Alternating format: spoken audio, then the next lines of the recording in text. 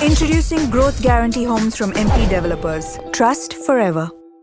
Cooker விசில மறந்து உணவு வீணாகி போச்சா? இனி அந்த கவலையே வேண்டாம். வழங்குகிறோம் உலகின் முதல் விசில் கவுண்டர் குக்கர், புதிய அல்ட்ரா குரோனோ. அல்ட்ரா என்றால் ஆரோக்கியம்.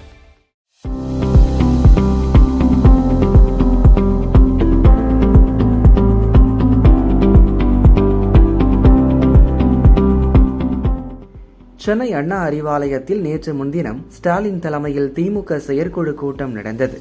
கூட்டத்தில் மகளிருக்கு 33% இடஒதுக்கீட்டின் அடிப்படையில் கட்சி பதவிகள் வழங்க வேண்டும் என மகளிரணி நிர்வாகிகள் ஆவேசமாக பேசினர்.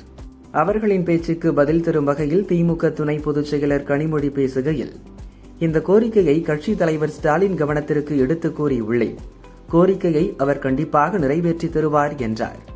செயற்குழு கூட்டம் முடிந்த நிலையில் மகளிரணி நிர்வாகிகள் ஸ்டாலினுக்கு மற்றொரு கோரிக்கையை முன்வைத்துள்ளனர்.